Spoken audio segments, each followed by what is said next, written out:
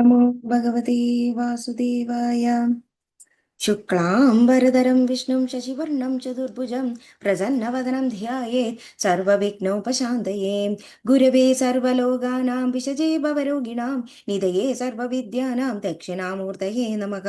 जन्माद्यस्य यतोऽन्वयत्तितरतच्चार्तेष्वभिघ्नस्वराट् तेने ब्रह्महृदाय आदिकवये मुह्यन्ति यत्सूरयः।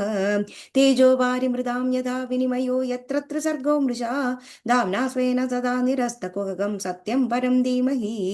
धर्मप्रोञ्जितकैतवोऽत्र परमो निर्मत्सराणां सदां वेद्यं वास्तवत्र वस्तु शिवदं तावत्रयोन्मूलनं। श्रीमद्भागवते महामुनिकृते किं वा परैरीश्वरः सद्यो हृद्यवरुध्यते कृतिभिः शुश्रूषभिस्तक्षणात्। निगमतल्पतरोर्गलितं फलं शुकमुखदामृतद्रवसंयुतं पिबत भागवतं रसमालयं मुहुरहो रसिका भुवि भावुकाः। सद्नारायणं नमस्कृत्य नरं चैव नरोत्तमं देवीं सरस्वतीं व्यासं ततो जयमुदीरयेत्। यं प्रप्रचन्दमनुपेतमपेतकृत्यं द्वैपायनो विरककादर आजुहाव पुत्रेति तन्मयतया तरवोऽभिनेदु तं सर्वभूतहृदयं मुनिमानतोऽस्मि। यस्वानुभावमखिल श्रुतिसारमेकम् अध्यात्मदीपमदितीर्षितां तमोदं संसारिणां करुणयाः पुराणगुह्यं तं व्याससूनुमुपयामि गुरुमुनीनां। मूकं करोति वाचालं शङ्कुं लङ्घयते गिरिं यत्कृपातमकं वन्दे परमानन्दमाधवं। यं ब्रह्मा वरुणेन्द्ररुद्रमरुतस्तुन्वन्ति दिव्यस्तवैः वेदैः साङ्गपदक्रमैपनिषदैर्गायन्ति यं सामगाः। ध्यानावस्थिततद्गतेन मनसा पश्यन्ति यं योगिनो यस्यां तं न विदुःसुर असुरगणा तस्देवाय तस्मै नमः। कोमलं कूजयन् वेणुं श्यामलोऽयं कुमारकः वेदवेद्यं परं ब्रह्म वासदां पुरतो मम। भूतेर्महद्भिर्य इमा पुरो विभुगो निर्मायकेते यब्दमूषु भूरुषः भुङ्क्ते गुणान् षोडश षोडशात्मकः सोऽलङ्कृशिष्ट भगवान् भजांसि मे। सच्चिदानन्दरूपाय विश्वोत्पत्त्यादिहेतवे तावत्रय विनाशाय श्रीकृष्णाय वयं नमः। अथ सप्तविंशतितमोऽध्यायः।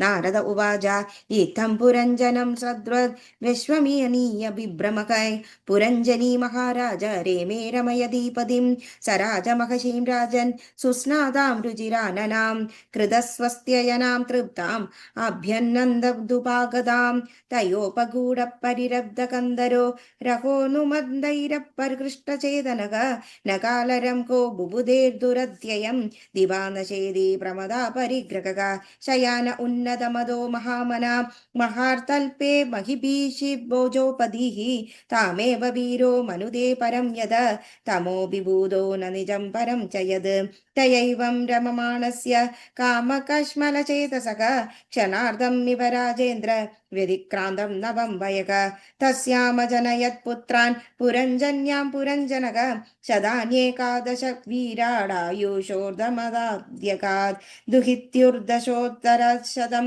पितृमात्रय संस्करीः शीलौदार्य गुणोपेताः पौरञ्जन्य प्रजापते सपाञ्चालपति पुत्रान् पितृवंशविवर्धनान् दारैः संयोजयामास दुहितृसदृशैर्वरैः पुत्राणां चाभवन् पुत्रा एकैकस्य शतं शतं यैर्वै पौरञ्जनो वंश पञ्चालेषु समेधितः तेषु तद्रिक्कदाहेषु गृहकोशानुजीविषु विरूढेन ममत्वेन विषयेष्वन्यपद्यत ईजे चक्रदुर्भिर्घोरैर्दीक्षितः पशुमारकैः देवान् पितॄन् भूतपदिन्नानाकामो यदा भवान् युक्तेष्वेवं प्रमत्तस्य कुटुम्बासक्तचेतसः आससादः स वैकालो यो प्रियप्रियतोषिताम् चण्डवेग इति ख्यातो गन्धर्वाधिपतिर्नृप गन्धर्वास्तस्य बलिनः षट्षुत्युत्तरशतस्त्रयं गन्धर्व्युस्तादृशीरस्य मैथुन्यश्च सितासिताः परिवृत्या विलुम्बन्ति सर्वगामविनिर्मितां चेता चण्डवेगानुच्चरा पुरञ्जनपुरं यदा हर्तुमारेभिरे तत्र प्रश्यते शतप्रजागरः स सप्तभिशतैरेको विंशत्याश्च शतं समाकां पुरञ्जनपुराध्यक्षो गन्धर्वैर्युद्युते बली क्षीयमाणे स्वसम्बन्धे एकस्मिन् बहुभिर्युधा चिन्तां परां जगामार्तः स राष्ट्रपुरबान्धवः स एव पुर्यां बन्धु मधुभुक् पाञ्चालेषु स्वपार्षदैः उपनीतं बलिं गृह्णन् श्रीजितो नाविदद्भयम् कालस्य दुःखिता चाचित् त्रिलोकीं वरमिच्छति पर्यडन्ति न बर्हिष्मन् प्रत्यन्नन्दत कश्चन दौर्भाग्येनात्मनो लोके विश्रुता दुर्भगेति सा या तुष्टा राजर्षयेतु वृदादात् पुरपूरवे वरम्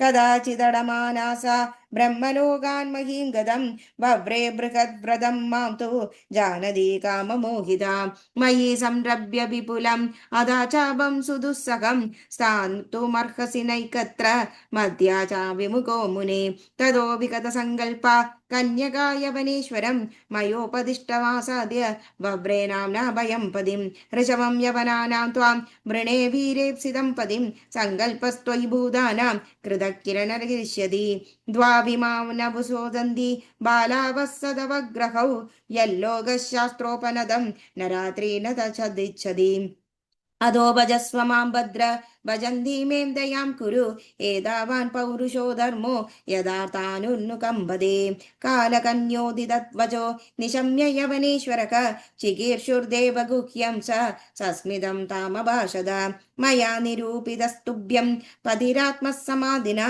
नाभिनन्दति लोकोऽयं त्वामभद्रामसम्मदां त्वमभक्तः गतिर्भुक्ष्व लोकं कर्म विनिर्मितं याहि वे पितृनायुक्ता प्रजानाशं प्रणेष्यसि प्रज्वारोऽयं मम भ्राता त्वं च मे भगिनी भव चर्यां युग्भाभ्यां लोके स्मिन्नव्यक्तो भीमसैनिकः इति श्रीमद्भागवते महापुराणे पारमहंस्यां संहितायां चतुर्थस्कन्धे पुरञ्जनोपाख्याने सप्तविंशतितमोऽध्यायः श्रीहरे नमः श्रीहरे नमः गोपिका जीवनस्मरणं गोविन्द गोविन्द थैंक यू